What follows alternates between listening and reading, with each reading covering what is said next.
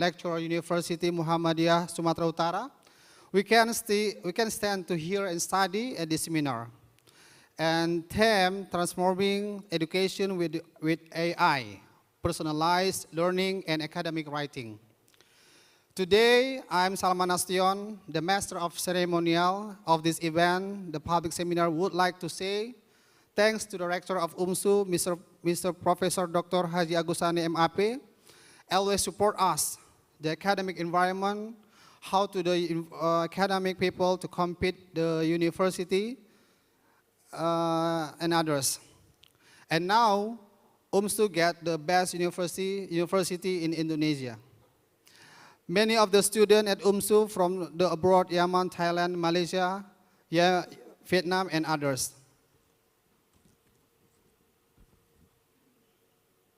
The Honorable Mr. Philip Stowe, Relo, U.S. Embassy. The Honorable Mr. Dimas Samudra, Education USA Advisor. Deans and Vice Deans from all faculties in UMSU. Head of Student Affairs and Alumni Bureau, Dr. Radiman, MSc. Head of Language Center of UMSU, Mr. Muhammad Rafi'i. Head of Unit Body and Institutions, and lecturers and students.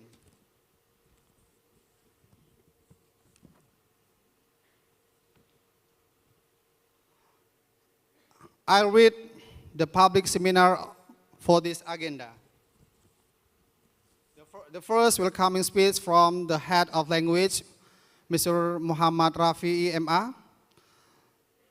The welcoming speech from rector of UMSU, the associate from Professor Dr. Rudianto SOS MSc, and the seminar.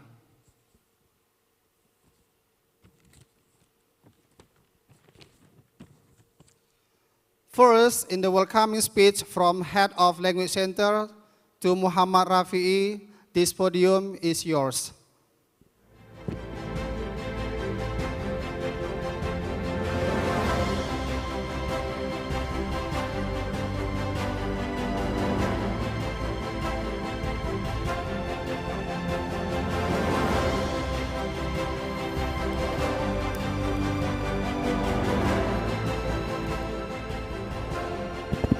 Cek. Assalamualaikum warahmatullahi wabarakatuh. A very good morning, everyone. So how are you today? Fine. You're not looking so fun today. No worries. The event's not started yet. So, alhamdulillahirabbil alamin wassalatu wassalamu ala asrofil anbiya'i wal mursalin wa ala alihi wa sahbihi ajma'in. Let's thanks to Allah subhanahu wa ta'ala who has given us blessing and mercy so we can gather here to the very fantastic and wonderful places to listen and hear from our outstanding speaker Philips today. Second of all, for our best Prophet Muhammad sallallahu alaihi wasallam who has brought us from the darkness to the brightness. That's what we're having today.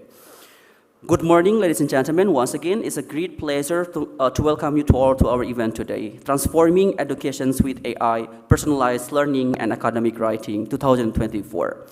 Honorable to Vice Rector 3, Universitas Muhammadiyah Sumatera Utara, Mr. Associate Professor Dr. Rudianto MSE. Honorable also to Mr. Philip Tau from Relo, U.S. Embassy. Welcome, sir. Welcome to our lovely campus, Universitas Muhammadiyah Sumatera Utara. Right after this, if you have time, we can go around and looking for the best culinary ever because Mr. Dimas also felt so grateful living in Medan anyway. Also, honorable to Mr. Dimas from U.S. Education's advisor. Without you, sir, let me a bit long story short today. This event, we will not be able to conduct this event without Mr. Dimas. Suddenly, Mr. Dimas came to our office and offered, oh, we have outstanding speaker from Relo U.S. Embassy, and he is traveling to Medan, and he is about to give a seminar about AI and writings. And we say, why not? And that's why we are able to make this event later on. long story short, I think AI is not becoming something new and taboo anymore in today's education transformations. Like students, lecturers, most of the times you're guys using AI. Not to mention like ChatGPT, for example, because in our academic institutions, the life that is prospective now is nothing without AI. I think it's not the debate whether we have to against the AI and why don't we just like adapting the AI, how to use AI in the proper manner, in the proper matters, and for example, to support our academics institution. That's why later on, please stay tuned and do not go away before you guys get something, a very wonderful content from our lovely and outstanding, incredible speakers today. And also, last but not least, I'd like to thank you for the all committees, language centers, volunteers, for example, and also all the participants here who spend your time and willing to be the participants of our event today. Last but not least, thank you also for Universitas Muhammadiyah Sumatera Utara for the endless support, both financial and also the moral. I'm not going to talk a bit long today, so we can directly go to the content for today. That's all for me as the head of Language Center from UMSU. Thank you so much. Assalamualaikum warahmatullahi wabarakatuh. Thank you, Mr. Ravi. Next, the opening remark from Flight Sector 3 to Associate Professor Dianto, MSc. Time is yours.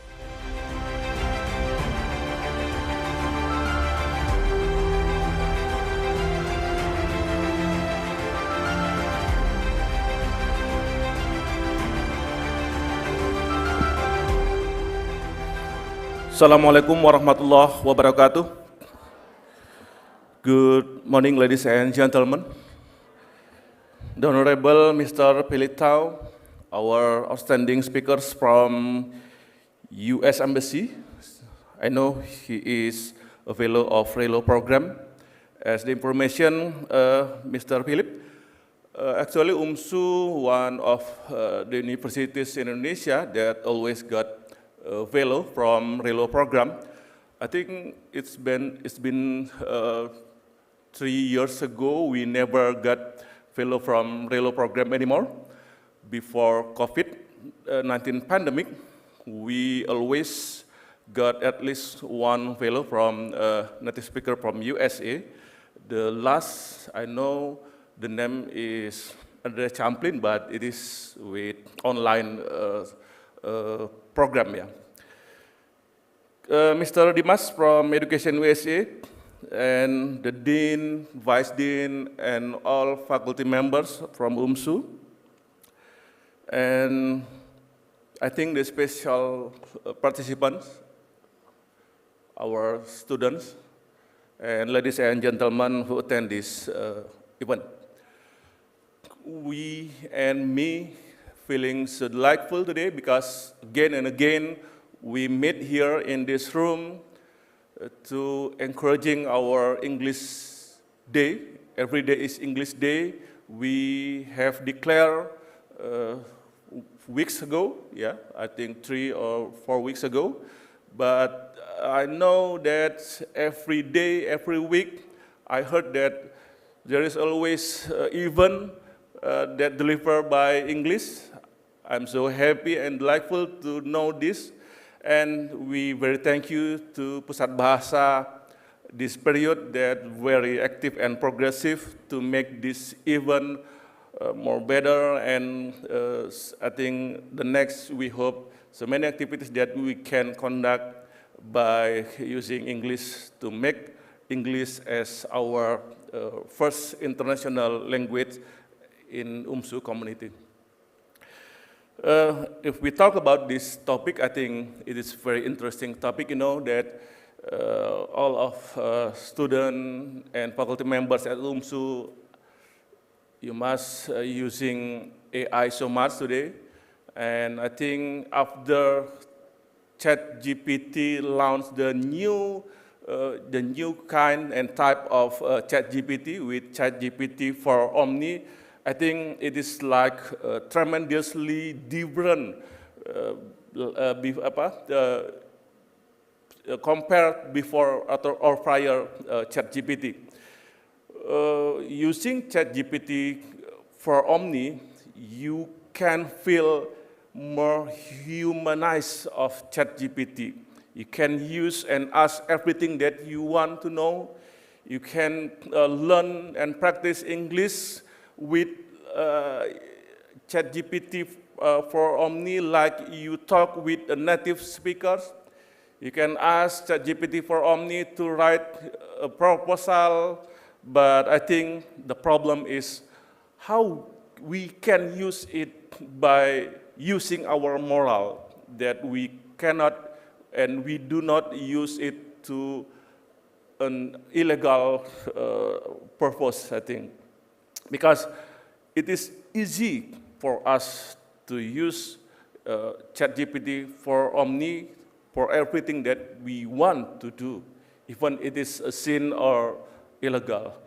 So that's why I think this agenda, I think it is a good notion. I think how to use AI for academic and writing purpose. And I believe that all of the participants in this room will be ready to get the best information, the best experience from Philip Tao. I know he is a native speaker. Native speaker, it doesn't mean he always from America, but I think if some of you can speak English fluently like a native, I think we can be native speakers also. I think in this room, there are not so many people already best and good in English. I think someday you can stand here to give the speech like Philip will do the same. So thank you, Philip, for your coming today. We're very grateful to meet you here. I hope you will come back again in Medan. I know I heard from your information you still will stay in Indonesia for some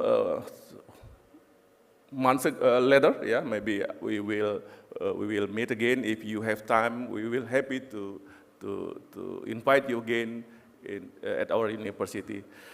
And thank you for Puspa Rafi and all the team with the new batik.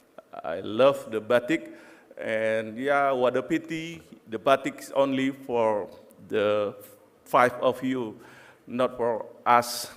I hope someday maybe who the consistently participant coming to the Puspa event, they will get souvenir like batik also to make the spirit become stable. So thank you very much, Pak Dimas. I hope you will always help us to fostering our purpose, our willingness, because we're very glad that we got a new representative office of education USA.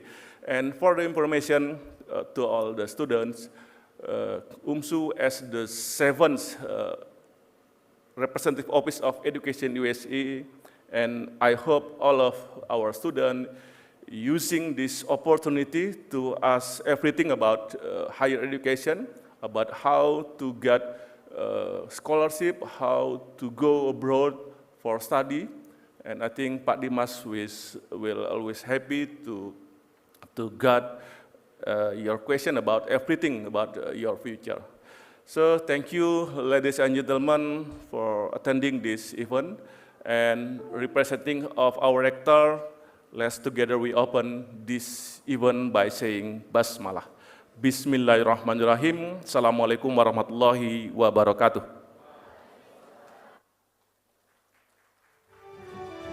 Thank you, Mr. Radianto. Before you back your seat, there will be the gift and souvenirs as the appreciation for the speakers, Mr. Philip To, and I called also Mr. Rafi. Please come to the stage.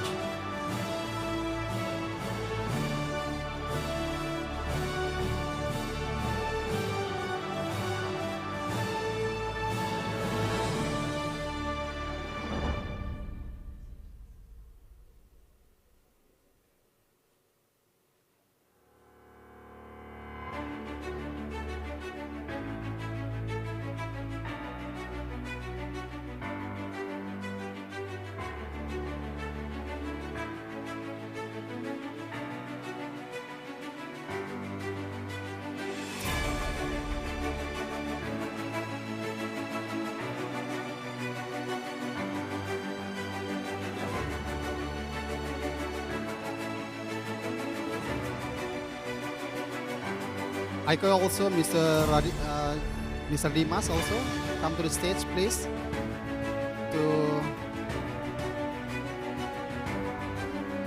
hold by the photo session also.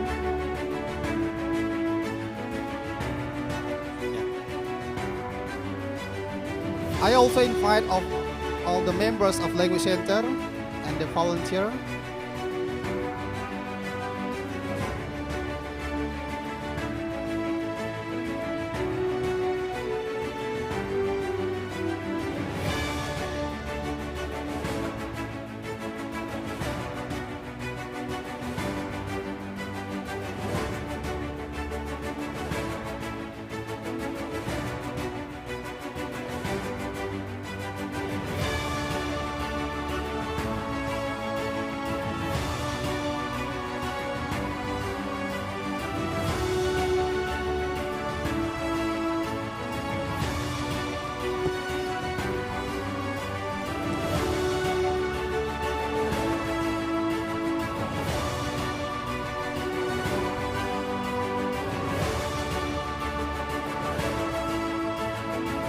Thank you very much.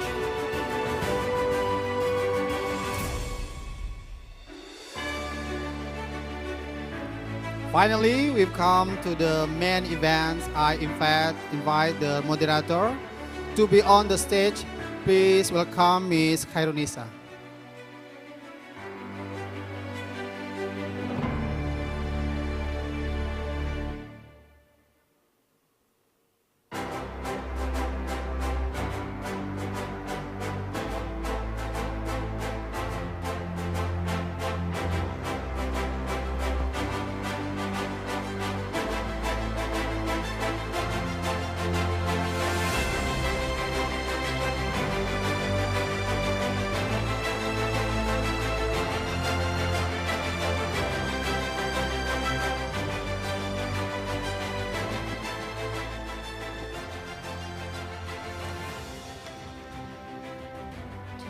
Oke, bismillahirrahmanirrahim. Assalamualaikum warahmatullahi wabarakatuh. Alhamdulillahirrahmanirrahim. First of all, thank you to Allah Subhanahu wa Ta'ala who has given us health so we can be here in this beautiful Friday. Also to our beloved Prophet Muhammad Sallallahu Alaihi Wasallam who has taught us the way of life as Muslims. The Honorable Mr. Philip To, as our guest speaker today from U.S. Embassy, our Education USA Advisor, Vice Rector 3, Deans and Vice Deans, Head of Language Center, Head of Student Affairs and Alumni Bureau, Head of Language Center, Head of Unit, Body and Institutions, all of the lecturers and invited students. Thank you for taking the time and welcome to the public lecture titled Transforming Education with Artificial Intelligence, Personalized Learning and Academic Writing. So before that, I would like to invite our keynote speaker today to be on the stage, to Mr. Philip To. Please come, please welcome.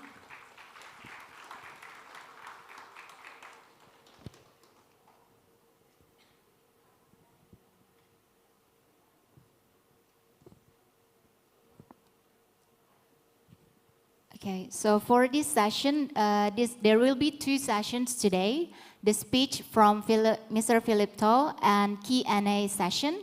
So get ready if you have any questions. Before that, I would like to introduce our speakers today that we are so lucky he is in Medan. Mr. Philip, or may I call you Mr. Phil? Yeah. So Mr. Phil graduated from California State University in East Bay, majoring in Master of Arts in TESOL. He's now running English Language Fellow Program at Universitas Negeri Malang, so giving consultations and teaching for lectures at Academic Writing Center, and also lately the keynote speaker in the international seminar at Universitas Muhammadiyah Malang about AI and writing. Also the presenters in several countries and publications that I cannot mention one by one. And without further ado, please welcome Mr. Philip To.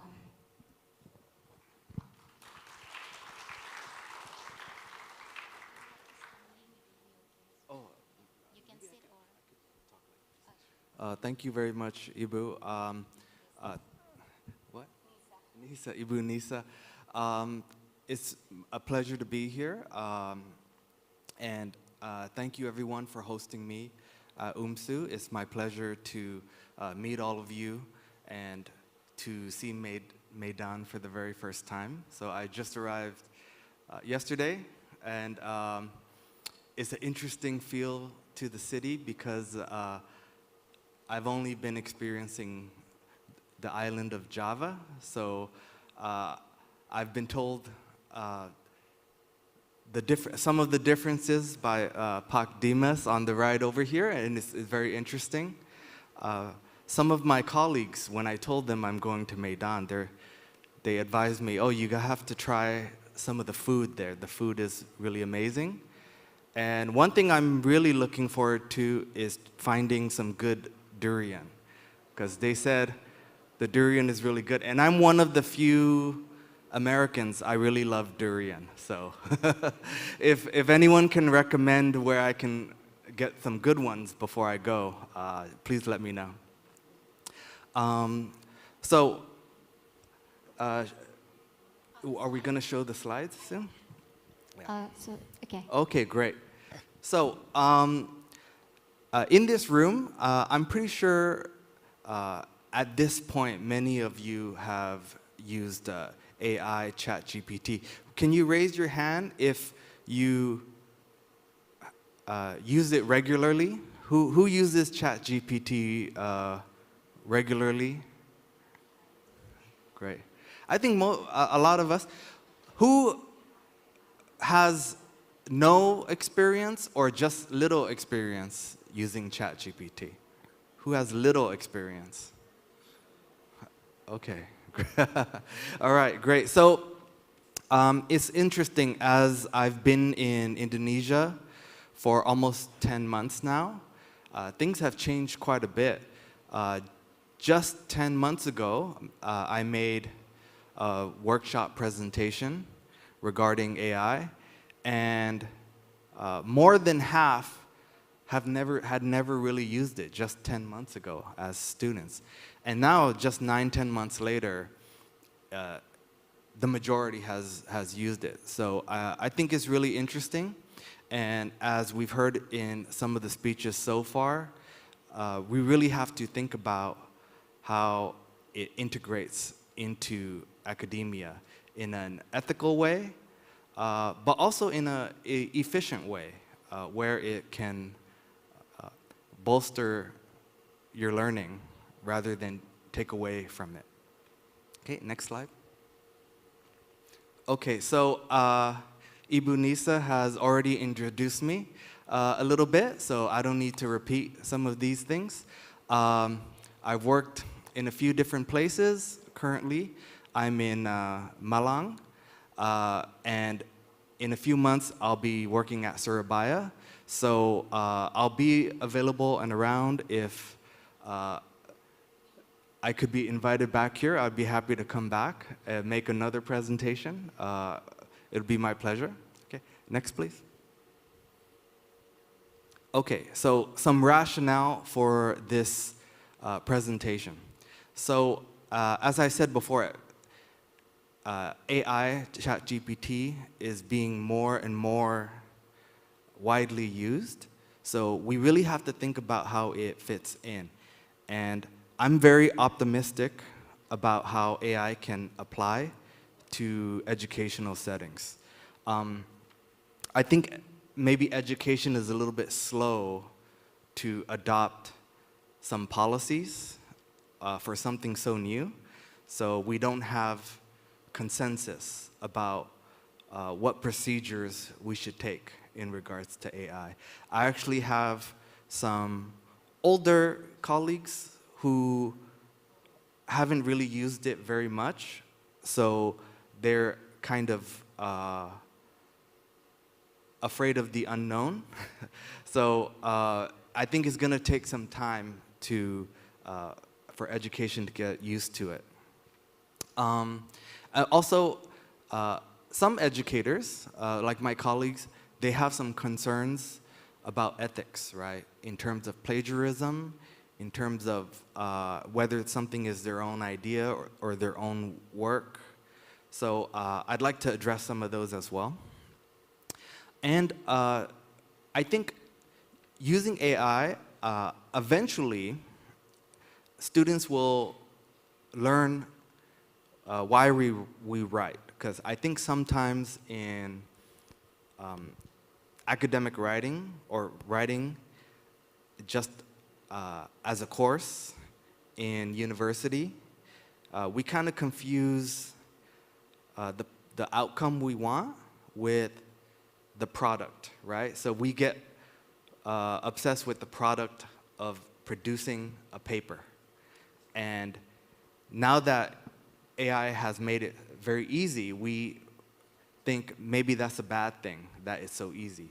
But I think the real reason we write papers and we publish and do all these things is just to think well, right? It's often said good writing is good thinking. So we are going to focus more on the thinking than the writing, I think, which is a good thing in my opinion. Okay, and also since so many of us are using AI, I hope I get to speak with you and then learn from you and your experience, how you've been using AI, and what are your thoughts about it. Okay, next please. Okay, so I also will cover some of the concerns that teachers have, educators. So some of the most common concerns that I've heard is students will not develop skills, right? So they can just type in what they want, and then they're going to get an error-free output. So there won't be any grammar errors. So teachers might be afraid, well, the students won't learn how to write a proper paragraph. They won't know how to write a complex sentence correctly. So it's going to be a shame that they'll never develop it because it's so easy. Okay? Another concern is plagiarism and cheating, right? So when you read the paper, even now, I want to know what some of my colleagues think. When you read some papers, you don't know how much of the work is the students and how much is not the students anymore. We'll talk about that. And then next, I've heard some of my colleagues mention they fear maybe lower student motivation. I've actually heard from a student say, like, now that it's so easy to do their work, they actually feel less motivation. So I'll address that as well. Next slide, please. Okay, so I want to see hands. I have a survey question for the audience.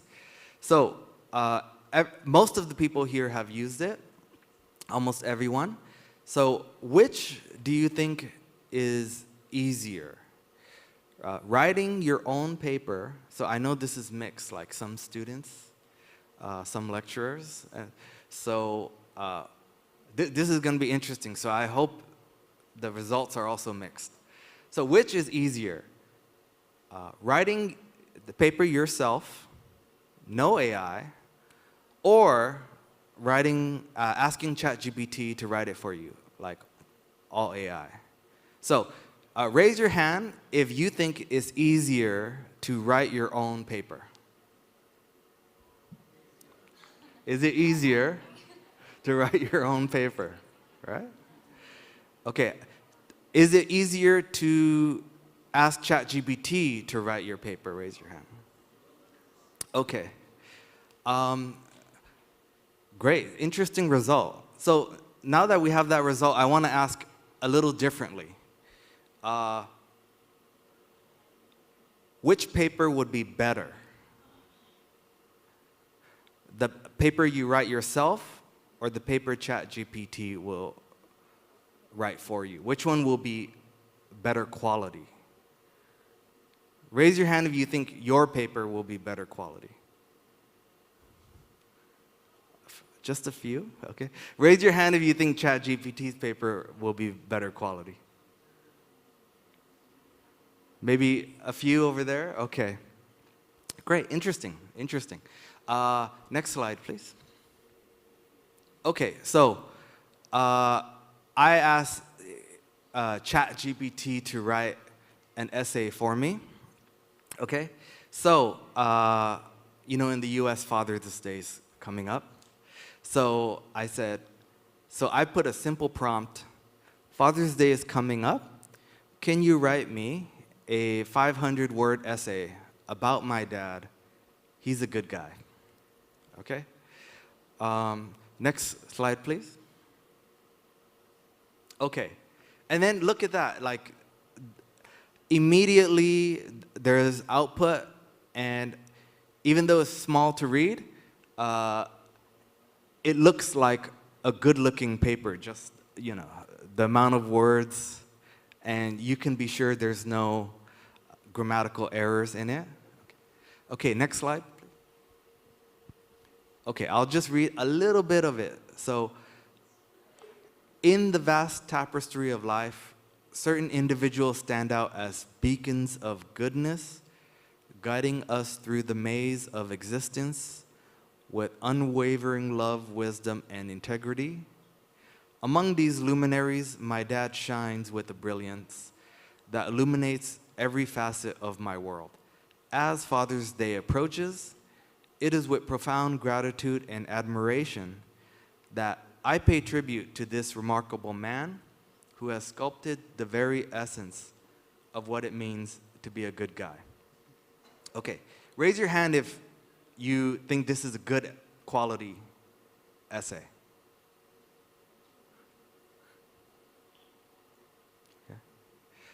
Okay, so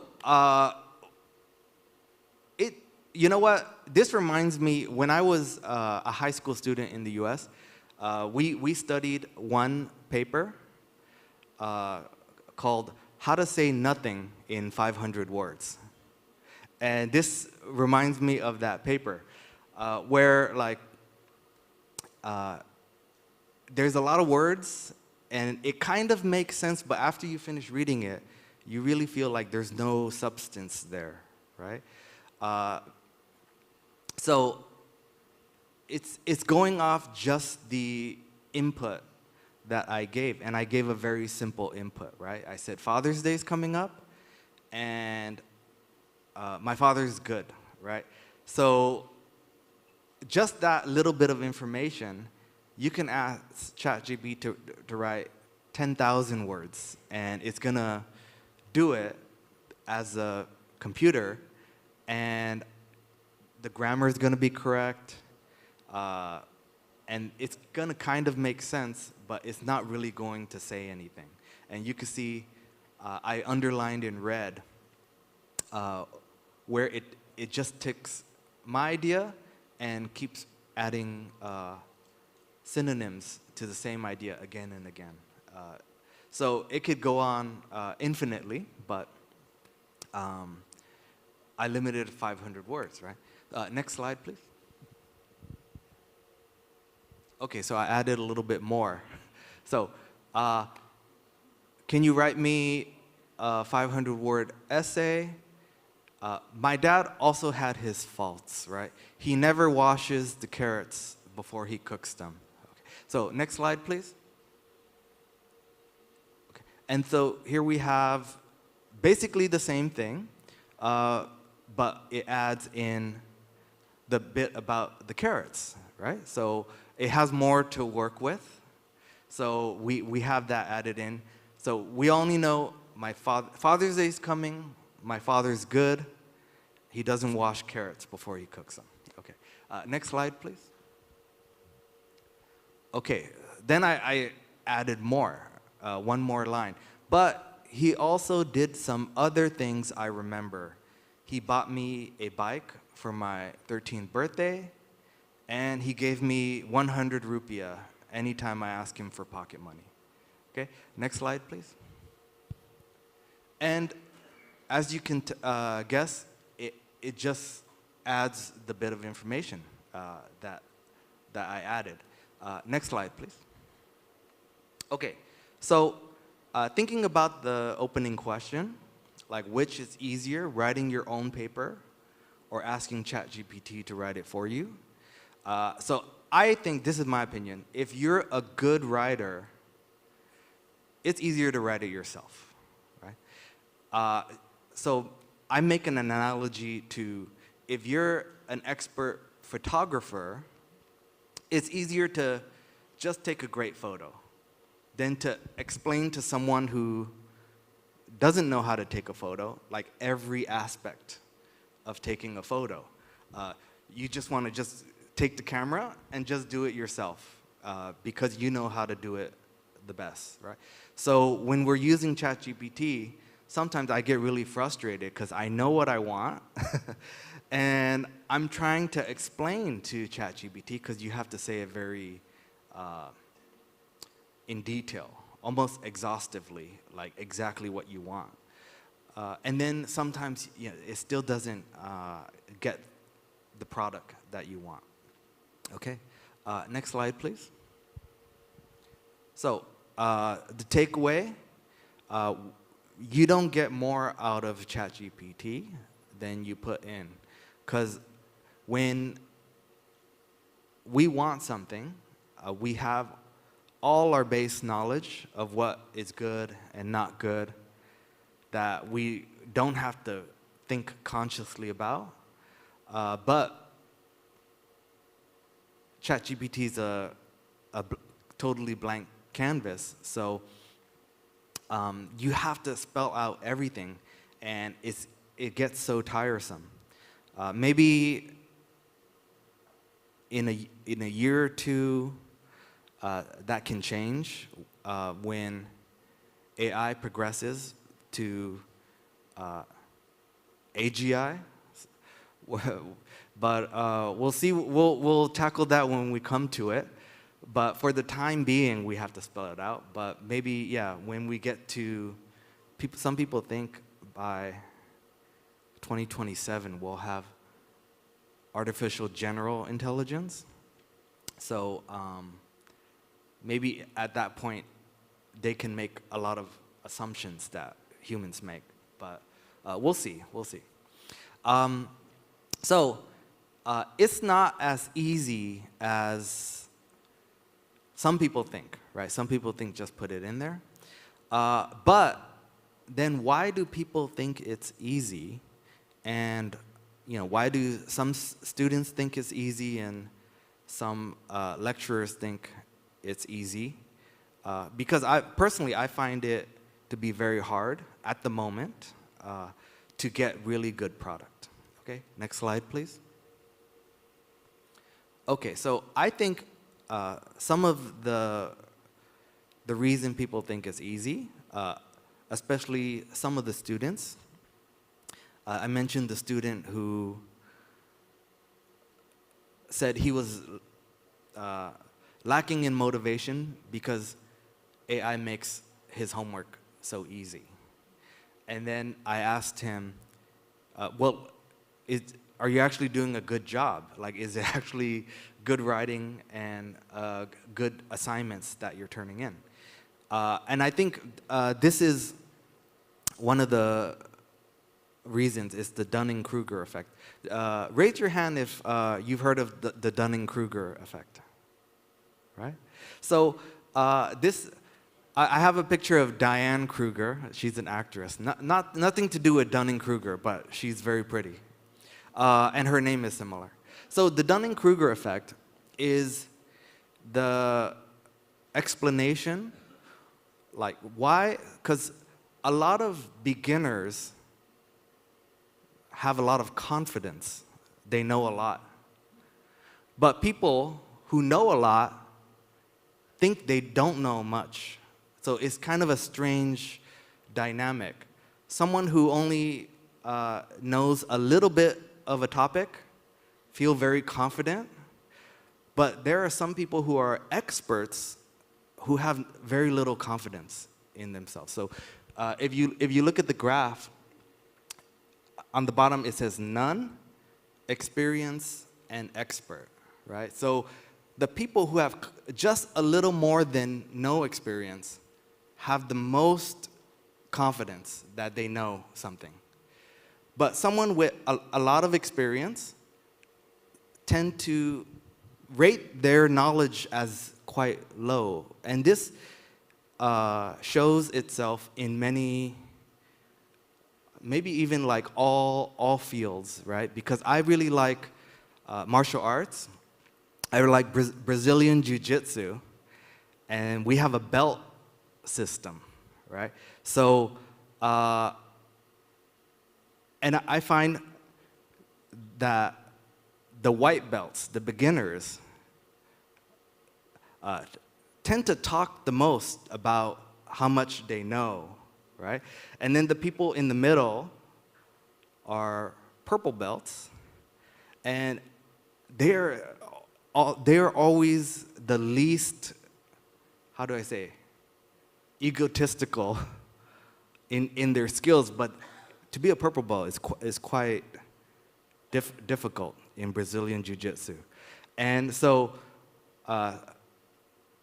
someone explained to me the belt system, where a white belt means you don't know what you don't know. A blue belt means you do know what you don't know, and that's like the beginning of the journey. And then purple belt, you feel like you're just, because you know what you don't know, you feel like you're just getting the fundamentals in. And that's when like you really start progressing to brown belt and black belt. And even some black belts I've talked to, they've trained like 10 years, and they still speak like, wow, I'm just learning, right? But then you talk to a white belt, and they feel so confident. They think, yeah, I can be a black belt in like maybe 2-3 years, and then, because they don't know, right? So the way this relates to AI and paper, if you had told me like 5 years ago, a student, like I have a writing class, and a student turns in a paper, and it's long, like 3-4 pages, and there's no grammar mistakes. I don't know if it's a good paper, but before AI, I would feel a little pressure to give them a good grade, simply because it's long and they don't have any grammatical errors. And the student will feel they deserve a good grade. That's why I would feel the pressure, because the student would think they deserve a good grade, even if the paper might not be that good, because when a student is writing, they're beginning, they're learning English. What's a good paper to someone just starting to learn English? A good paper is a paper that doesn't have any grammar mistakes. That's their definition of a good paper, right? So I think a lot of students don't have enough knowledge yet to judge whether their paper is good or not. So they're at the beginning of that Dunning-Kruger effect. So let's go to the next slide. Okay, so here are some of the consequences that I've gone over a little bit. So students don't know how bad AI-generated writing is. So that's one of the skills that they need to learn if they're going to use AI, right? Because everything AI puts out, if you don't know any better, you think it's acceptable. Okay. Number two, teachers don't use enough AI. I think we need to practice more. Some of my colleagues, they've only used AI a tiny bit. So they think they know what using ChatGPT is about, but I think they should investigate more so they can also get further into the experience part of the graph concerning using AI in the classroom. Okay, next. Oh, sure. Ya, mungkin boleh saya bantu translate sedikit ya, karena sepertinya audiensnya sedikit disconnected. Can we back to the slides before that? Okay. Nah, jadi tadi Mr. Philip menjelaskan tentang Dunning-Kruger effect. Nah, di mana biasanya Dunning-Kruger effect ini menjelaskan tentang biasanya orang-orang yang tidak tahu itu di awal-awal akan percaya dirinya lebih tinggi. Gitu. Sedangkan orang-orang yang berpengalaman kepercayaannya semakin dia tahu, semakin dia sadar bahwa dia sebenarnya nggak tahu banyak gitu. Sedangkan kalau dia sudah mahir, maka kepercayaan dirinya itu sudah tinggi gitu ya. Jadi Kruger effect menjelaskan tentang hubungan antara kepercayaan diri dan pemahaman seseorang. Nah, hubungannya dengan AI tadi, ketika kita menggunakan AI, biasanya mahasiswa itu merasa ketika mereka menggunakan ChatGPT, mereka itu percaya diri dengan papernya gitu ya. Sedangkan untuk kualitasnya masih belum tahu. Dan juga mahasiswa biasanya tidak tahu bahwa AI itu membuat paper mereka itu tidak bagus gitu ya. Jadi mahasiswa merasa ketika menggunakan ChatGPT untuk membuat paper, mereka percaya diri padahal sebenarnya papernya tidak sebaik itu. Nah, sedangkan dosen yang sudah berpengalaman itu tidak terlalu tahu tentang AI, ChatGPT, dan mereka yang di fase kedua gitu ya, di mana experience-nya banyak, tapi ketika melihat model paper dari ChatGPT tidak yakin dengan kemampuan mereka gitu, jadi confidence-nya menurun. Nah, seperti itu mungkin ya. You can continue. Great, Mr. thank Philip. you. Yes. Okay, so common concerns. I'm going to address some of the concerns that I've heard from some of my colleagues. So students will not develop skills such as being able to properly construct a sentence, a paragraph, or an essay, compared to traditional writing, right? So in my opinion, the focus will shift more from just the production of the product, right, the paper, to accuracy of the content, right? The quality of the content. So I really like the analogy to photography versus maybe painting or hand drawing. So you tell me if you can think of a better analogy, but I think it was the same when photography was invented. Artists were bemoaning the fact that you don't need the skill to paint anymore, because painting was used kind of like photography for portraits. So they wanted to replicate the real life images. But with photography, you didn't need to learn all the details and skills of making lifelike images anymore, right? But anyone who's tried to take a good picture knows it's not easy.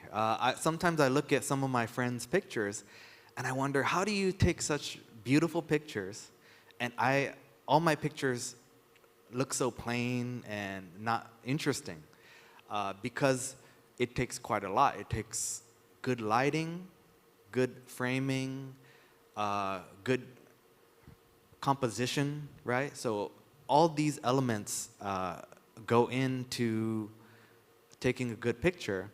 And instead of focusing on shading and doing all the painting skills, the focus is just on composition and all the other elements. So I think as we get used to using AI, we're not going to be so worried about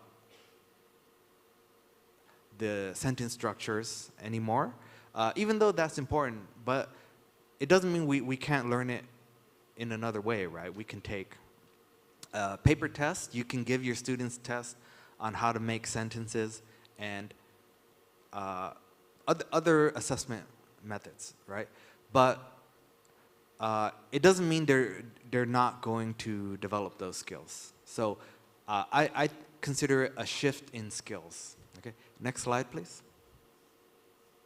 Okay, so for example, to expand on that, here's a sample rubric, right? So there's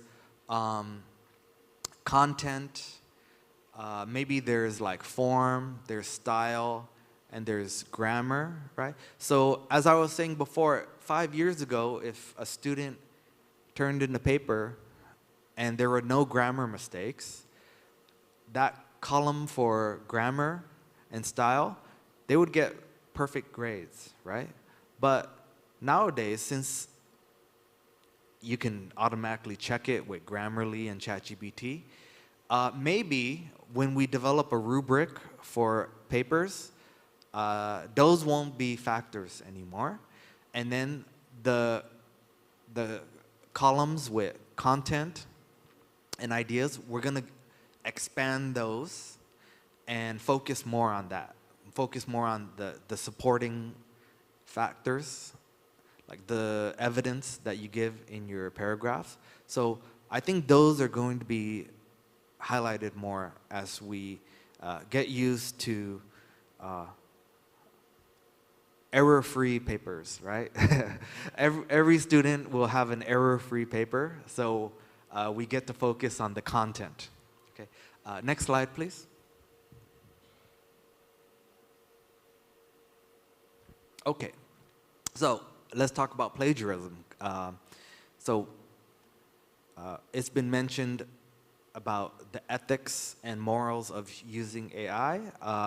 I think it's going to become clearer and clearer as we do it, that we're going to have a consensus on what's acceptable and not acceptable. Okay, next slide, please.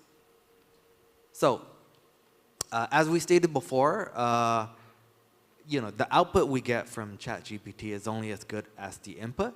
So my consideration of plagiarism is to use another person's prompt, right? If it's in the context of like producing an essay, right? So of course you can use another person's prompt for other reasons, but for example, if we were talking about a photography class and you had to turn in a picture as an assignment, right?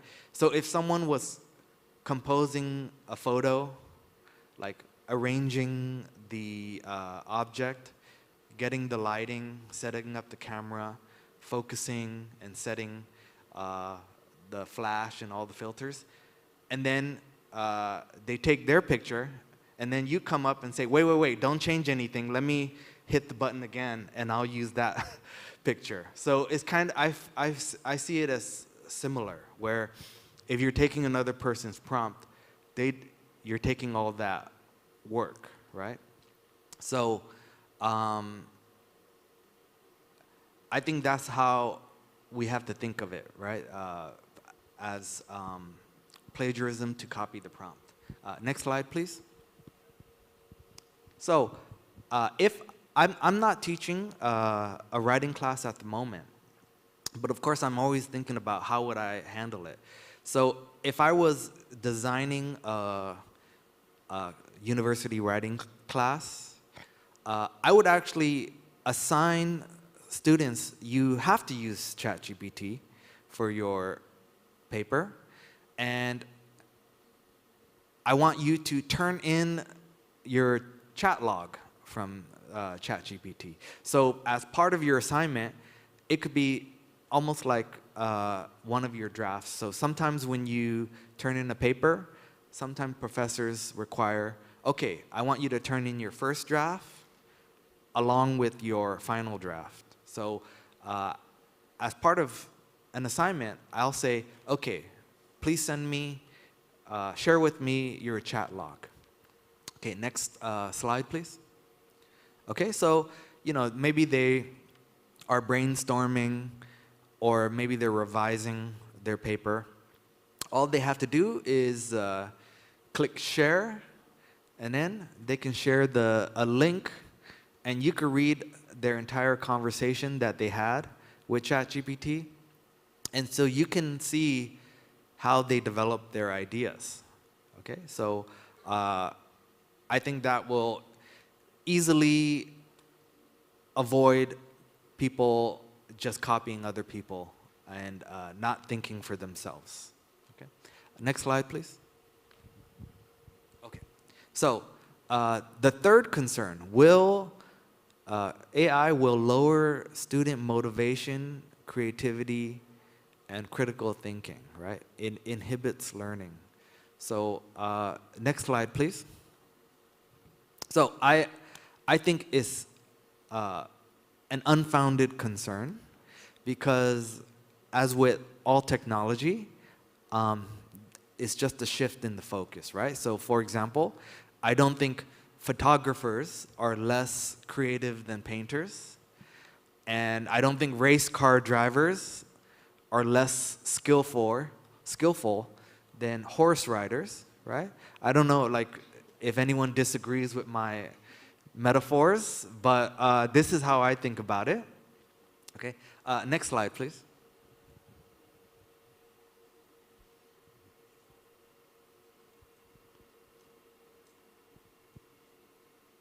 Next, please. Okay, so let's think about where does AI fit into the writing process? Okay, so in academic writing, we usually teach process writing. Right? So next slide, please. So we might call it different things, but usually it follows these steps. So the planning, so maybe you get an assignment, the planning stage, then you start writing. So maybe this is your first draft. After you have your first draft, you'll go into a revision stage, and this could take a while. Most people think the revision stage is the longest step. And after you revise enough to feel like you're close to a finished product, then it's the editing stage, proofreading, and then publication or maybe just submission, right, as an assignment. Okay, the five-step writing process. Okay. Next slide, please. Okay, so here's where I think AI fits in very well. So in this first stage, the planning stage, is the invention stage. Using AI for brainstorming, I think that's quite good because I think the hardest part about writing is starting with a blank page, right? For me, once I have ideas coming in, it's much easier for me to judge, okay, this idea is a little better than that idea, and I'm gonna structure it this way. So it's nice to have AI help you with the brainstorming. So if I were designing a writing class right now, I would maybe have one lesson about how we can use AI to have the best brainstorming, right? So maybe have students share how they ask to get the best results. And yeah, because as we've seen before, it's kind of tricky to get really good output. You got to put in good input. Okay, so the second part, I think, is really the most the thing I want to stress most to students is to write your first draft without an AI. I think that's very important because as I said, if you have the input, you'll get good output. So if you write your first draft, you could put that into ChatGPT, and ChatGPT will have a lot to work with, right? So you want to write as much as you can so you can give it all your ideas. And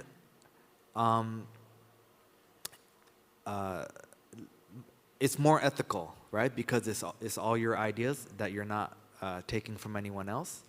But I think one of the most important reasons is if you write a lot of it yourself, or if you, the first draft completely by yourself, you maintain your voice, okay? I think this is also the problem with the Dunning-Kruger effect. Students don't realize that their voice is very important, right? They think maybe like if I get really, really good, you know, you're gonna sound the same as me or another lecturer, but it's not true. Everyone has a voice, and it's kind of a shame that using Grammarly and AI, everyone's losing their writing voice. So for example, 5 years ago, I would have a class, I could have 20 students, and I could read just the first 2 sentences of an essay, and I know exactly which student wrote it. That's how clear the student voice was, right? And it was so clear that one student turned in a paper, and I knew, oh, she wrote this paper. This is an old paper from before she had my class. She was turning in an old paper. So I could tell, like, not just it was her paper, but it was from like a year ago. It wasn't her current writing style. But students don't know that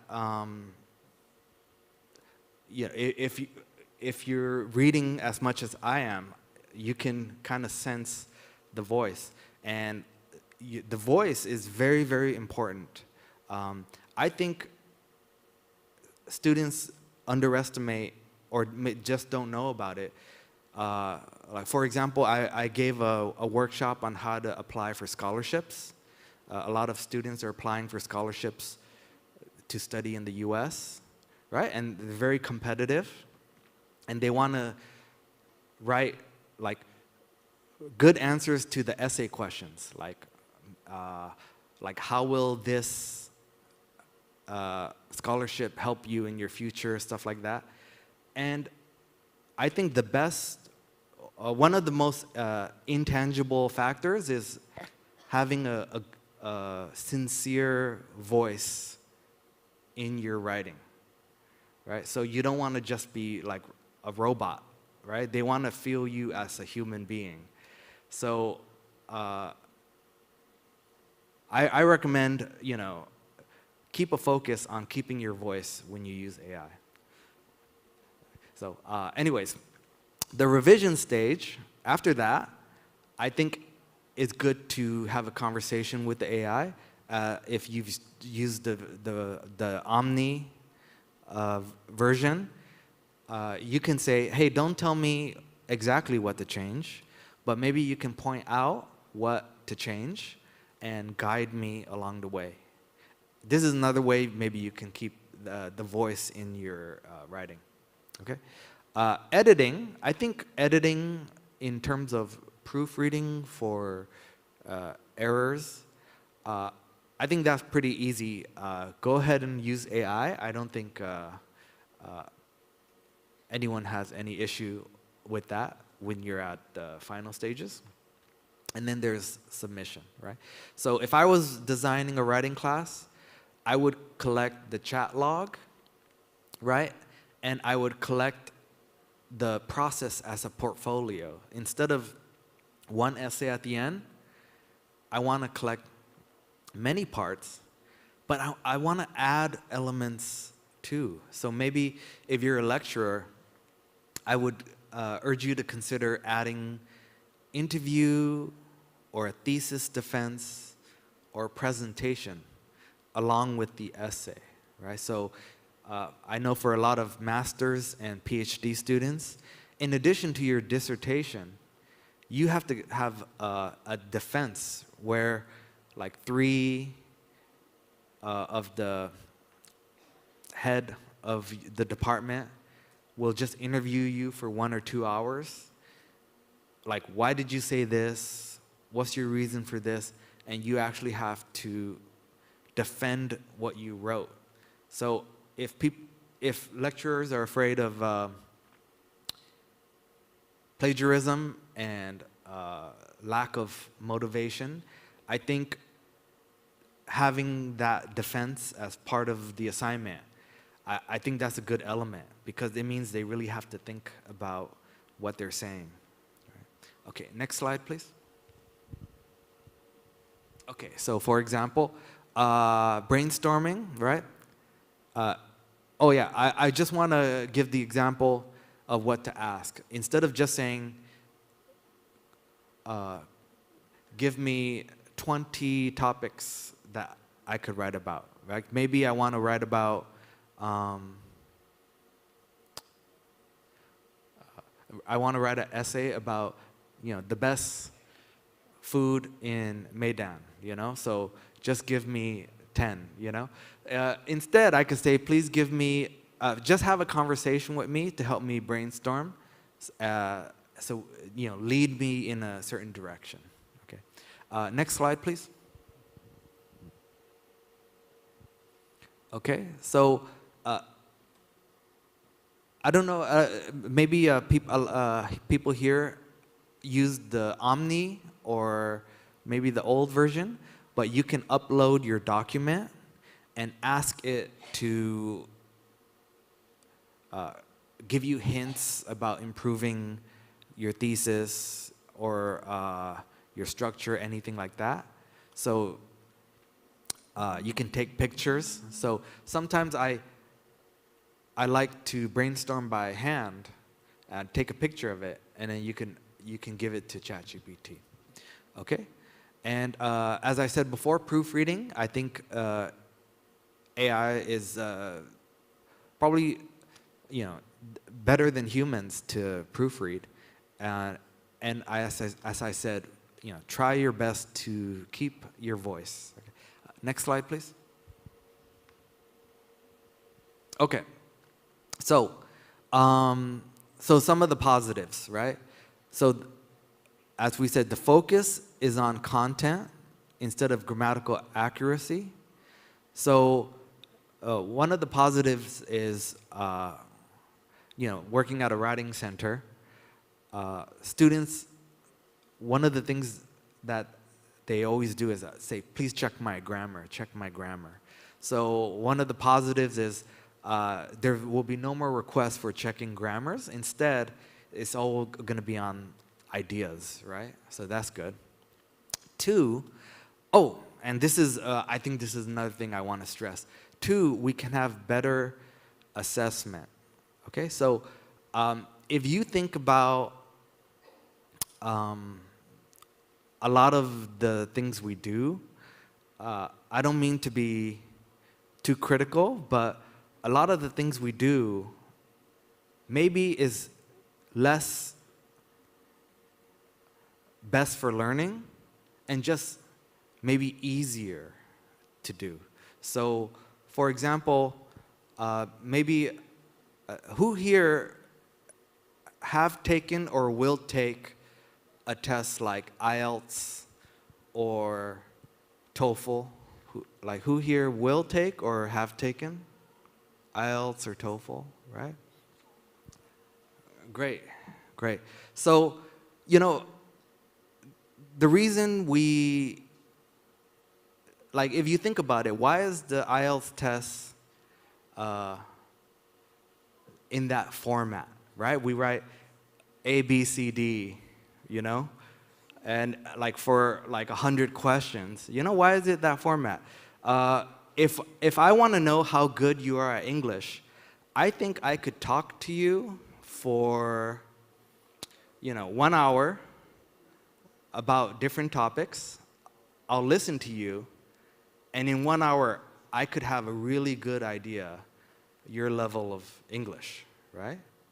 But if I had to do 1,000 students, that means I need to spend 1,000 hours, right, to judge 1,000 students.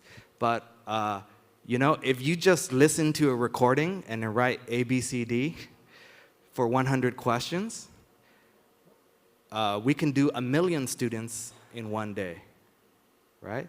1 million students in one day. Each student pays $100. I get $100 million, right? And then how much does it cost to check one paper versus how much does it cost to pay me for 1 hour to talk to a student? So a lot of the things we do is already like for ease, like how easy something is, okay? So the positives for ChatGPT, I think we can have better assessment because some of the things that would take more time or money, thankfully, maybe we don't have to worry about the time and money because the AI can do it quite efficiently. Right? So 3, now there's no excuse for boring papers, right? So as I said before, if in the past a student had an error-free paper and it was long, I would feel pressure to give a good grade. But now, everyone's gonna have a paper like that. So the paper has to be interesting now, which I'm looking forward to. Okay? And maybe you guys can tell me other positives. Okay? Next, please. Next slide. Okay. All right. In summary, just summarizing everything we've talked about today. So getting a good piece of writing is very difficult at the moment, right? Because you have to spell everything out for a ChatGPT, right? 2, prompt sharing.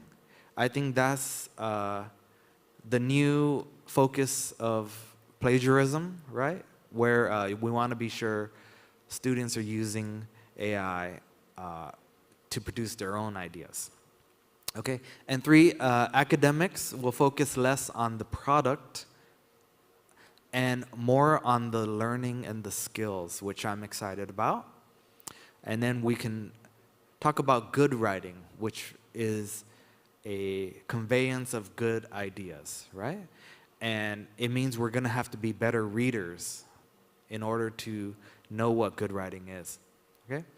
And in designing academic writing, we can think beyond essays, right? We always, traditionally we teach like writing a sentence, writing a paragraph, writing an essay. But now I think we need to include more, like the chat logs, drafts, maybe presentations, defenses, stuff like that, okay? Next, please. Okay, that's it. Thank you very much. Maybe we can take some questions. Okay, so please give applause to Mr. Phil. Thank you for sharing your ideas. Oke, mungkin sedikit saya translatekan lagi sedikit ya tentang yang dijelaskan Mr. Phil. Yang pertama adalah ChatGPT biasanya kita memikirkan merasa bahwa kalau menggunakan ChatGPT akan membuat mahasiswa menjadi malas gitu ya. Tetapi yang dijelaskan tadi kita akan lebih fokus kepada konten daripada produk dari tulisan. Lalu ketakutan kita bahwa ChatGPT itu bisa membuat plagiarism ya. Nah ternyata AI bisa digabungkan menjadi assignment atau tugas mahasiswa gitu ya. Jadi bisa kita minta mereka untuk membuat satu tulisan dan di dalamnya ada bukti bahwa mereka menggunakan AI. Dan yang ketiga adalah tentang motivasi. Tadi Mr. Phil menganalogikan bahwa ChatGPT itu bisa juga membuat mahasiswa menjadi kritis. Beliau menganalogikan tentang mengambil foto antara pelukis dan fotografer gitu ya. Jadi kalau pelukis mungkin lama mengambil gambarnya, tapi fotografer dengan cepat gitu ya. Dan sama-sama memiliki skill yang luar biasa juga. Dan juga ada beberapa step dalam menulis tulisan yang sangat menarik sekali ya. Mungkin bisa membantu para dosen juga untuk menulis jurnal setiap semester dengan menggunakan AI. Okay, alright. So now we are going to have Q&A sessions. So for the first sessions, I will allow the participants to ask maybe 3 people. So if you have any questions regarding this, please raise your hand. Any questions regarding AI and academic writing? Okay, so we have 2, maybe 1 more. Okay, so yes. So can anyone give the microphone?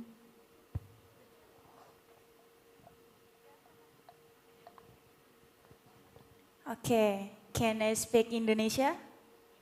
You can translate. Okay, I will translate it. Oke, perkenalkan nama saya Mawar, saya adalah mahasiswa pertukaran. Saya ingin bertanya, bagaimana teknologi AI dapat membantu dalam meningkatkan kualitas kepenulisan? Terima kasih. Okay, terima kasih. Yeah.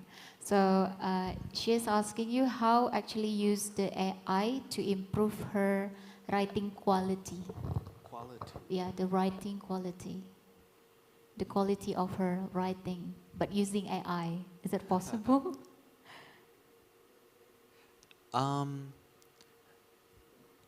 Maybe, you know, in this context, we're talking about writing for class. Maybe it depends on different contexts. Maybe email, like I know some people think about email, sending letters.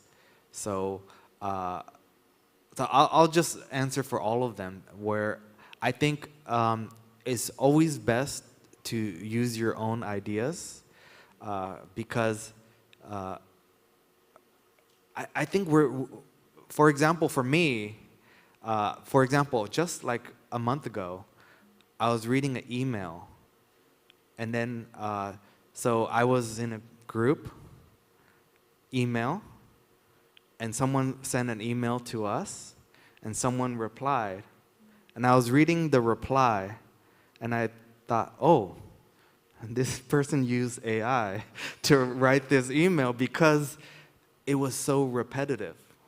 Like similar to my essay about my father, the email said the same thing 3 different ways, and it wasn't really saying anything.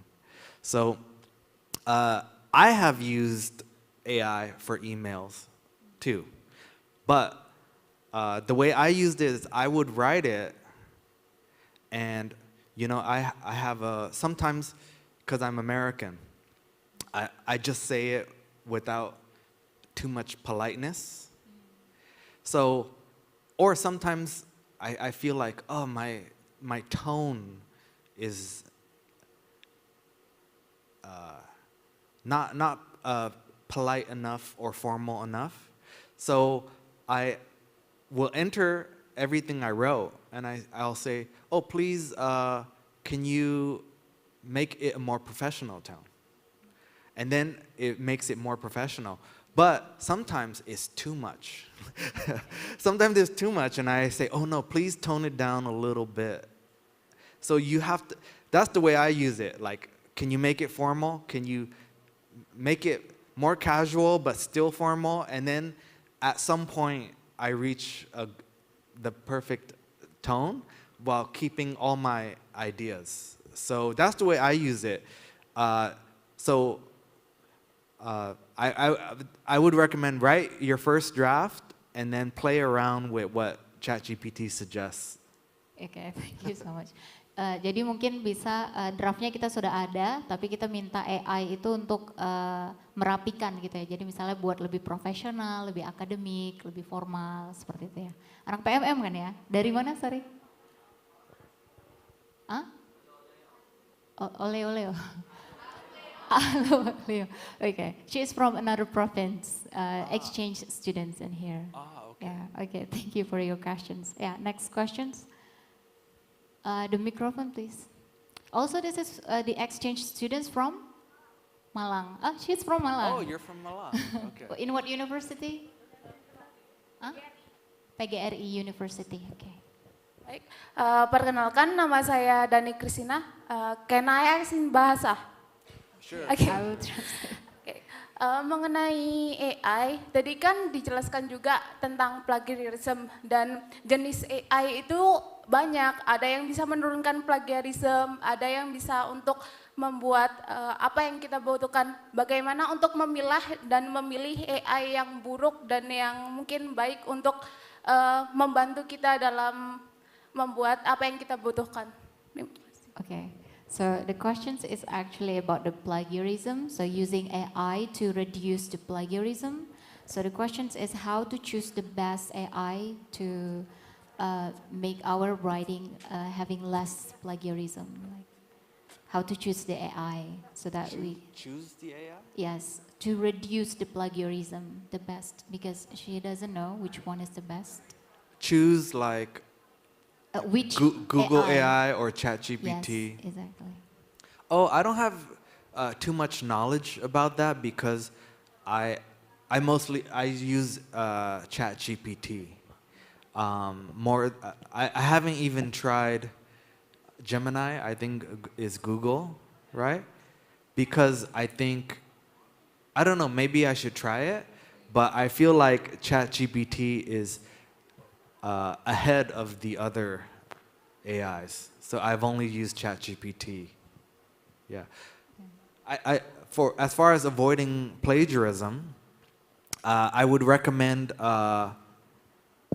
writing your first draft, like a full complete draft, without any help of AI. And then after you finish your complete draft, then you can see if AI can help you improve and revise it. Ya, jadi sekali lagi ada draftnya gitu ya, lalu menggunakan AI. Jadi kalian jangan langsung menggunakan ChatGPT atau AI untuk menyelesaikan satu tugas tanpa menggunakan ide kita gitu. So yeah, so it means that we shouldn't expect to use the AI to like complete our assignments, right? So we still have to use our ideas as well, right? Yeah. Using your own ideas, I mean that's the definition of plagiarism, right? Using someone else's ideas. So I think if you just stick to your own ideas and use AI to make your ideas clear and written the best way. Okay, itu ya Dani ya. Okay, yep. Next questions from this side, from the man. Yep, that's one.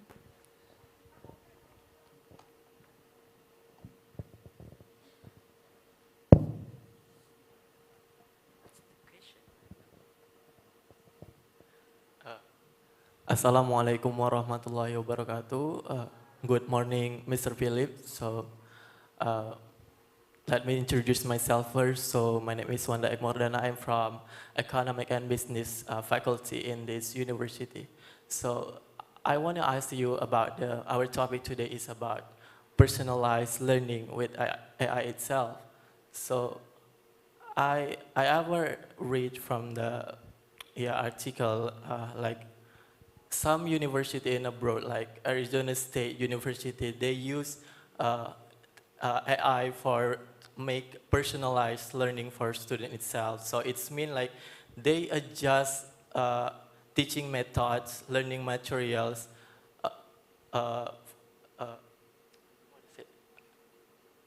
they adjust with the level of understanding for the student itself. So they can choose their methods. So like the way how they learn in that university. But I think if this apply in Indonesia, there's some challenge like, I mean like, not all students have same access with the technology itself. So, what, in your opinion, how to overcome this? I think it's not just Indonesia. It's like how to make all the students have same access of that technology. So, yeah, thank you so much for this opportunity. Yep, maybe you can. Great. Thank you for your question. So, by your question, maybe I'm assuming like some institutions and students don't have access maybe to having a cell phone that has access to the internet, that has access to ChatGPT. I know I recently paid, because you can get the upgraded ChatGPT for $20 a month, because the free one, they say you can access it for free, but when it's busy, they don't let you access it because it's busy, right? And even though now I'm paying for it, sometimes I still can't get access because it's so busy, right? And then sometimes the connection is not good, right? You need a good Wi-Fi connection. So, you know, how we can deal with this, that's a really interesting question, because, you know, it's part of the bigger issue with all resources, right, for education. So many places in the world, you know, I talked to one of my colleagues is in Dili, in Timor-Leste, and then he says in his university there's a computer with internet, one computer with internet, and it's do you know what dial-up internet is? Is that dial-up? Dial-up internet? Dial-up? Yeah. Do you know what it is? So is that when we call someone but there's no like connection? Yeah. So I'm clearly, you know, one generation above you, because when I was first accessing the internet, we used our, well, actually now most people don't even have home phones. Home phones? Yeah, I don't How think. many people have a phone Ada yang in punya their telepon, home telepon that rumah connects? yang diangkat, yang ada So, talinya. so the way I first used the internet, like in the 90s, is you would connect through the phone. And then if sometimes like someone wants to use the phone while you're on the internet, they pick up the phone and they're like the noise is there because it's, so if you think about how fast the internet is now, like for example, if a website had a picture, just a picture, like you would see the picture coming line by line. Like it takes like 1 minute for the picture to show. So in Timor-Leste, that's the kind of internet connection that my colleague experiences. So, you know, this is what I don't think it's an easy answer, but what I'm hopeful about the future is that, you know, AI will be on device, right? So, for example,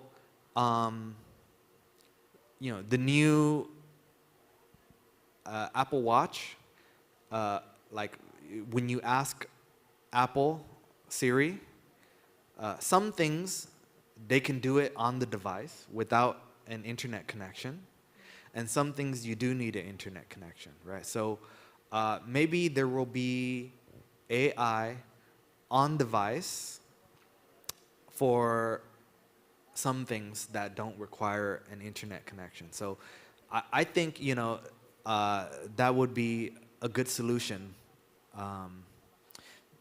hopefully coming, right, within the next few years. But at the moment, it's hard to give everyone enough technology and access, equally. So sorry for that, but hopefully we're gonna get some on-device technology that can be used anywhere in the world. Okay, but we have the library actually. In library, there is a computer that you can use, that students can use for free if you need access to ChatGPT, just in case.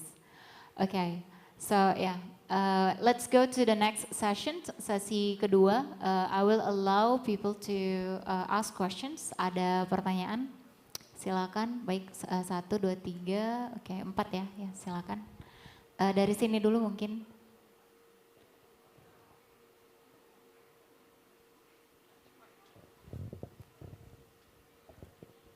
Okay, Assalamualaikum warahmatullahi wabarakatuh.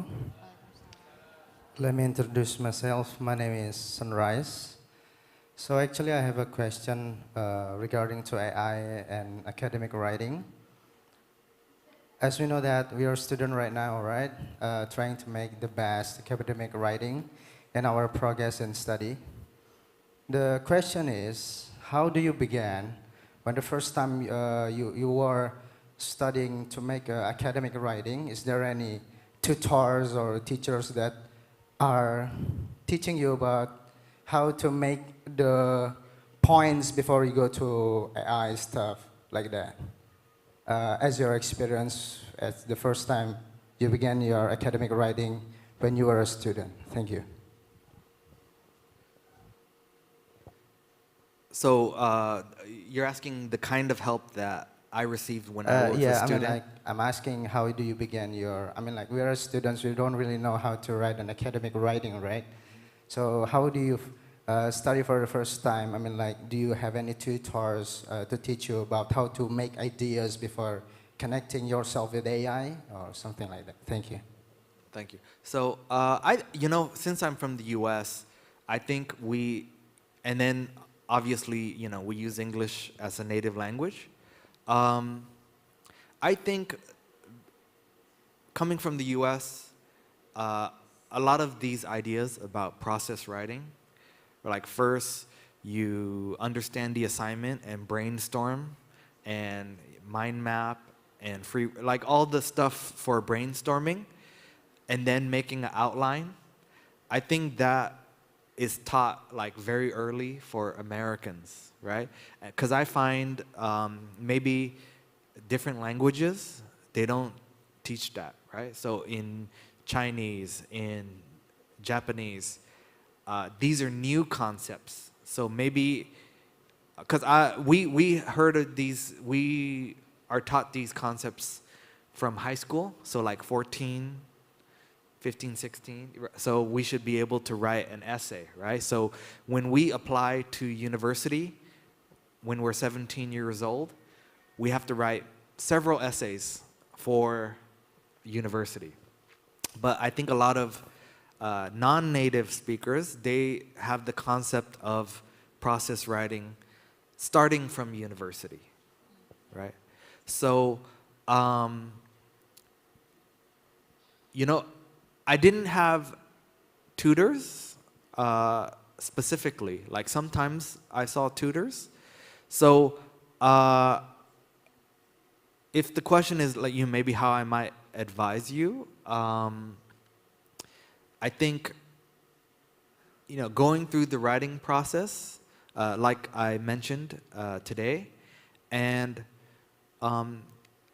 if you can use ChatGPT in a conversational way, maybe it can be your tutor.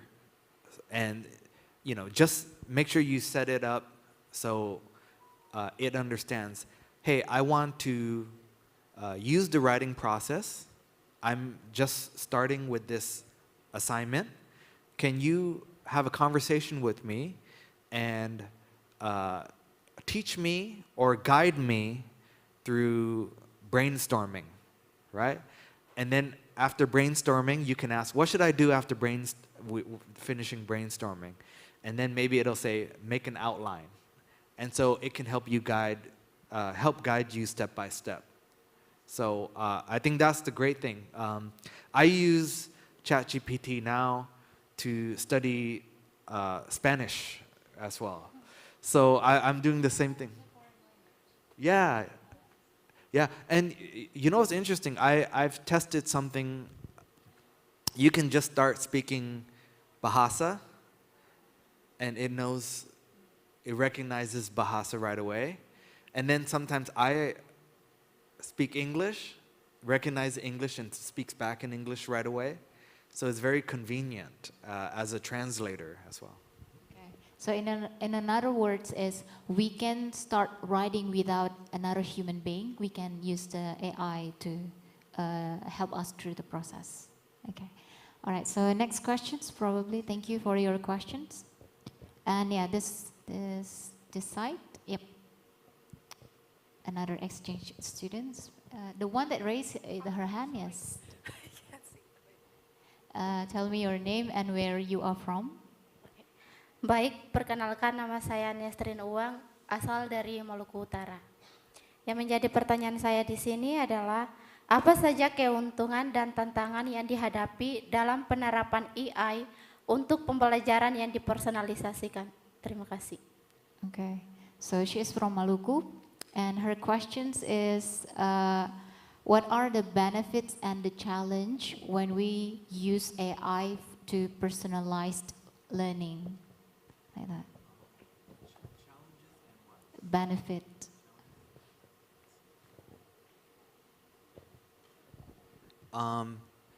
Challenges and benefits, you know.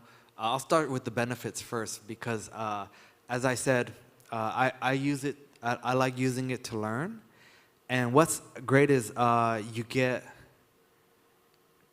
so much content right away, right? So, for example, maybe I want to read something in another language. So you want to practice your reading. We always recommend when you're reading, sustained reading, like you want to read a book, but your target language is not good enough, maybe you're intermediate, you should understand about 98% of the writing. So that's the level. So if you're not that high, high level, you can't just take any book and start reading it because most native language books are a bit too difficult while you're learning. So I just say, hey, I'm a B1 level Spanish student. Can you write a 500-word paper or story I can read? And it'll just make it immediately. So before, I would take students to the library and I say, okay, try to find a book suitable for your level, right? And it would take some time to do that. Now, it can just make it, right? And maybe I don't like that story. I want to read news. I can say, can you just find an interesting news story from the world and write it to my level? And it'll do it right away. So that's the benefit. I think in terms of challenges, there are a few. I think we're all aware sometimes it could give you wrong information. It makes up facts sometimes. Sometimes, even though you can do quite a lot with it, I feel like it's nice to hear what other people are doing, and it gives me idea. Sometimes I think, okay, I want to use ChatGPT for something, but I don't know how to start, right? So I want to hear what other people are doing. Like I want to see their prompts and then see if I can use something similar. So kind of, figuring out how to start is my challenge sometimes. Okay, so let me try to translate it. Oh, sorry, it's long. Yes. Oke, yang pertama tadi manfaatnya adalah untuk mempelajari sesuatu sesuai dengan level kita. Jadi kita bisa minta AI untuk memberikan materi-materi, misalnya tadi belajar bahasa Spanyol untuk readingnya. Jadi kita tulis gitu ya level kita B1 dan kita minta reading yang sesuai dengan level kita. Gitu. Itu yang pertama manfaatnya. Lalu untuk challenge atau tantangannya tadi untuk mencari pertanyaan karena kadang-kadang pertanyaannya itu tidak atau sama gitu ya. Is that the challenge is the prompts you got the same prompts?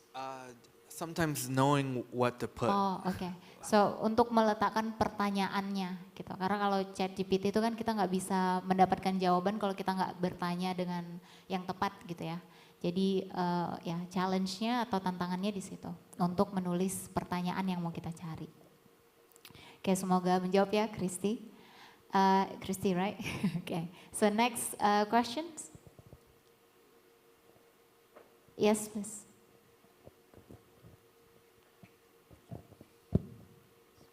Assalamualaikum warahmatullahi wabarakatuh. Waalaikumsalam warahmatullahi wabarakatuh. Good morning everyone. First of all, I will introduce myself. My name is Putri Ariska. Using AI is very important for anyone and it can make easily for any case. So my question is very simple. It is conducive when we using AI and for especially me using AI.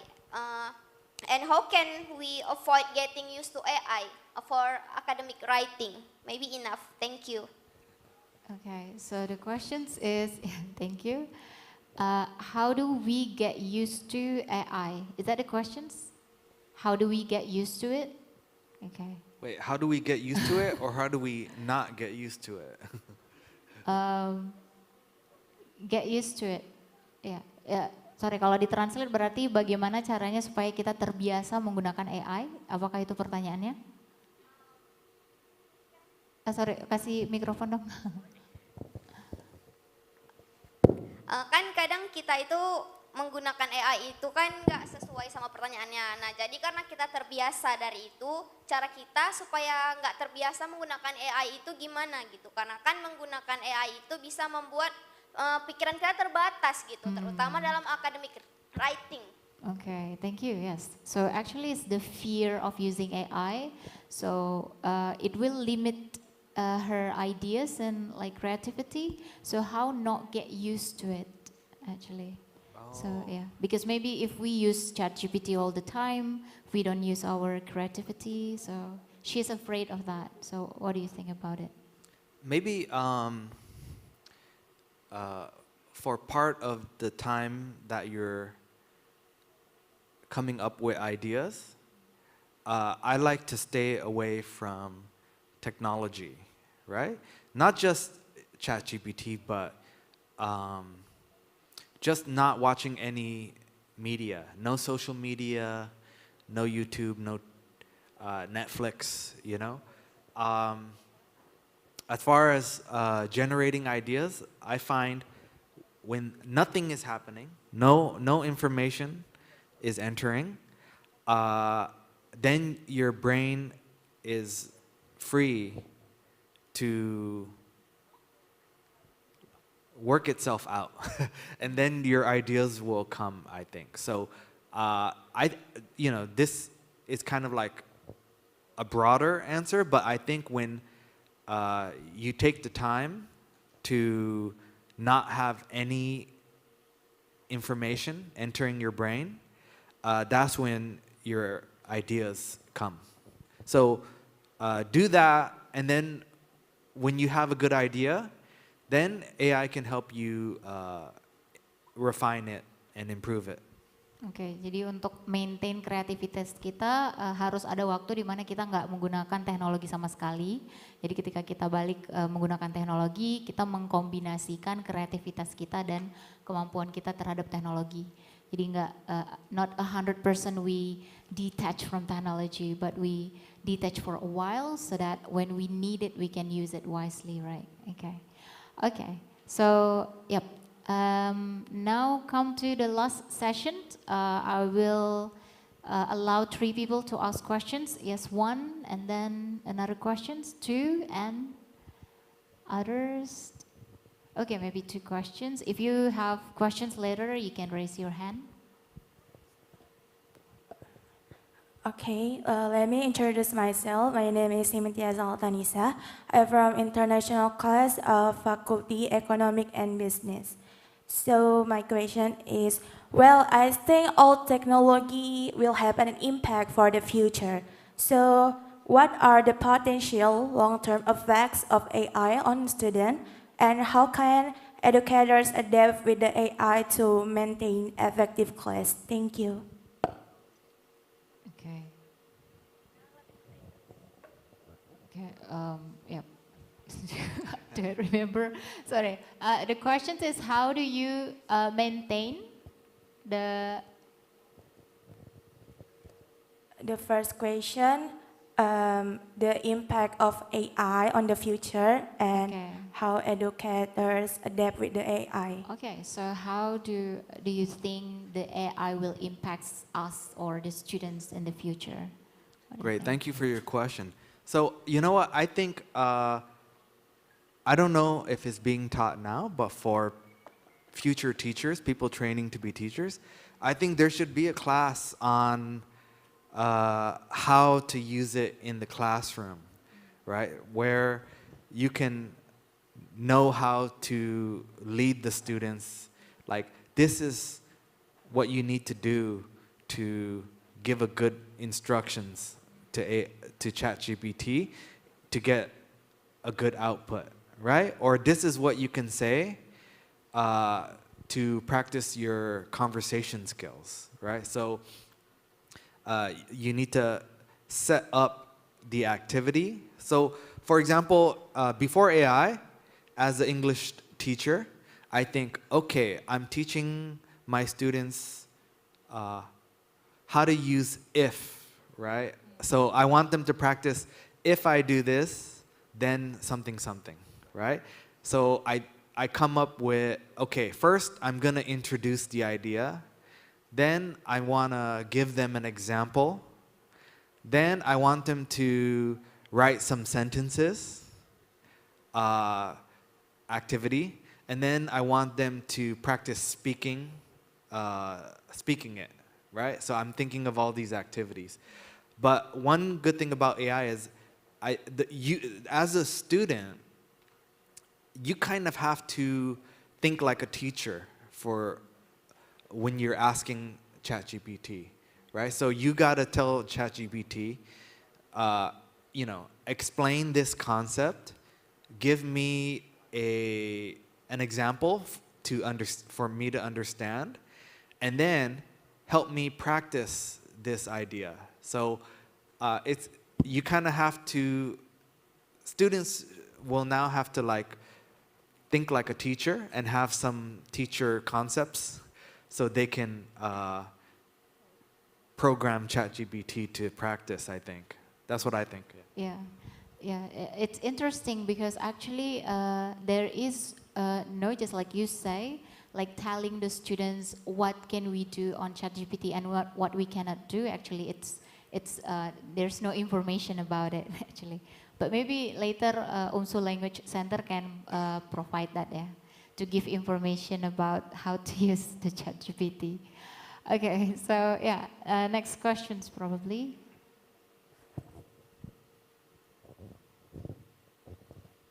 My name is Hairunisa. I'm from Sharia Business Management Department. So my question is regarding AI. When we provide our original idea and ask AI to paraphrase it, then our idea is stored in database. So therefore, I believe that the process involves using a user's idea.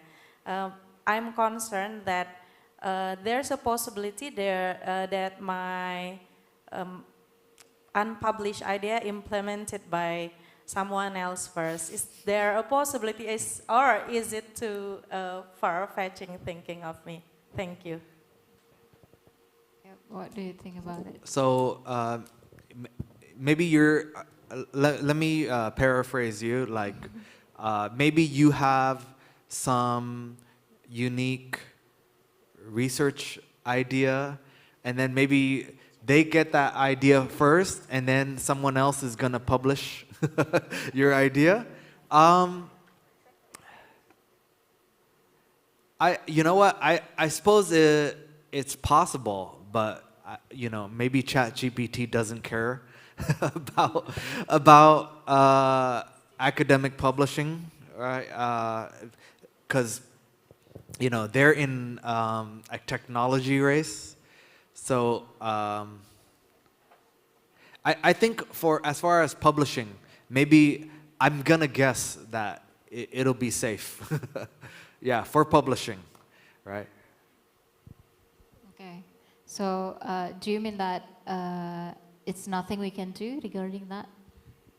I think they're just gonna use your information for them to improve ChatGPT, but it's, you know, just one of like infinite information.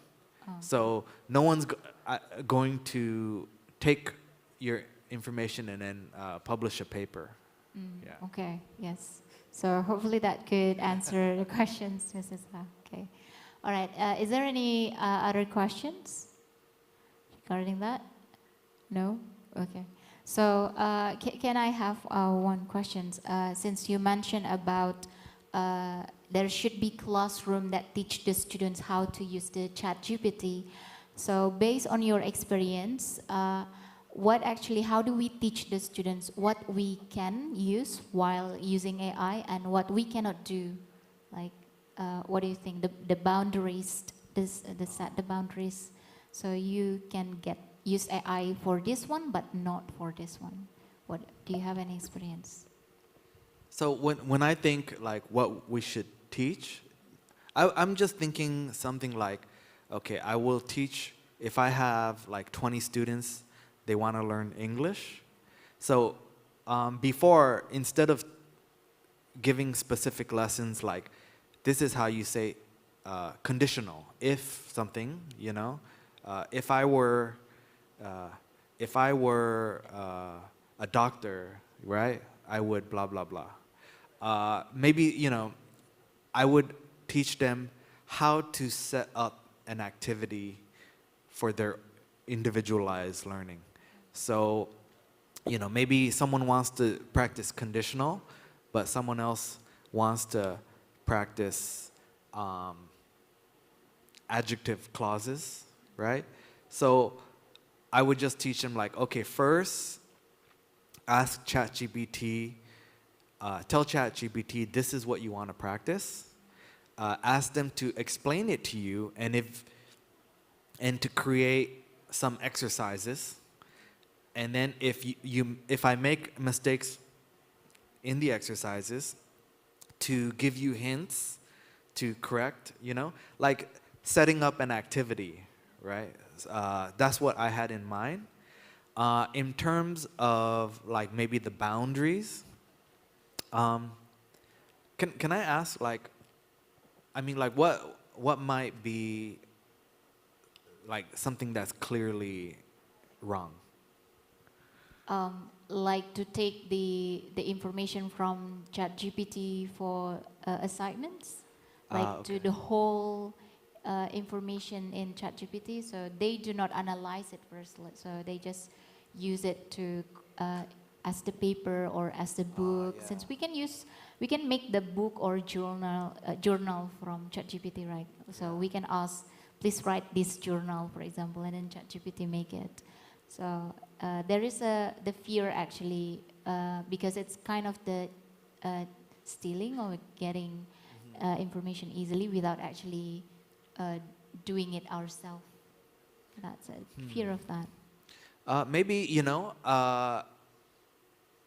you can create a guideline, like whatever you turn in, can you defend it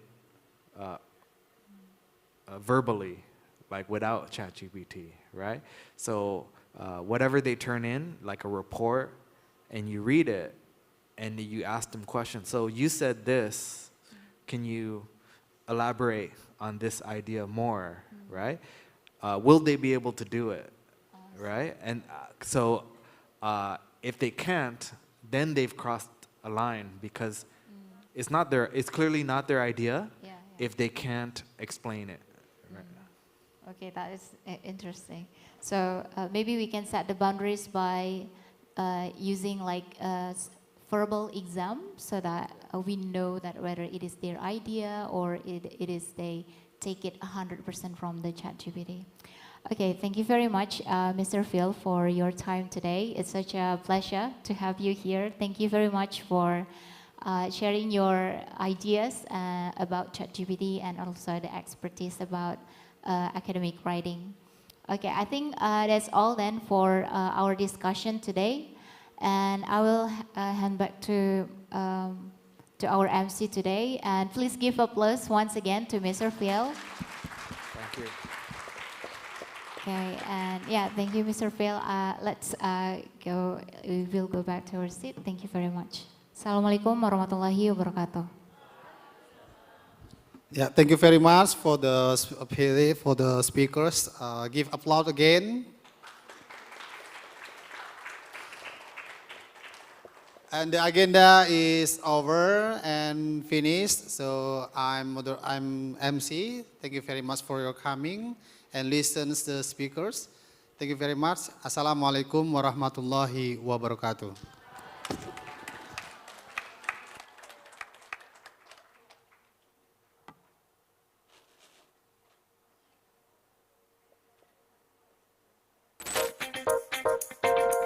Today, it should be a very excited day.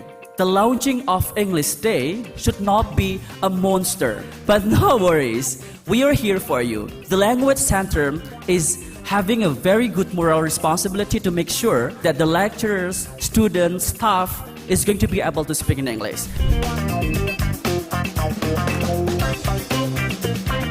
Thank you so much to UMSU for endless support. That's why this launching is going to be happening today. Thank you also for my members, secretary, all the members of Pusat Bahasa or Language Center, LCV, and also the whole people at the back of this stage who can help us. That's why we are creating this event on the way.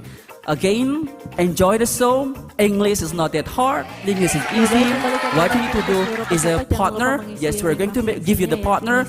And wait until Language Center come to your faculties. Let's make the real that UMSU 2030 is going to be the real world-class university where every time and every one of us are able to speak in English.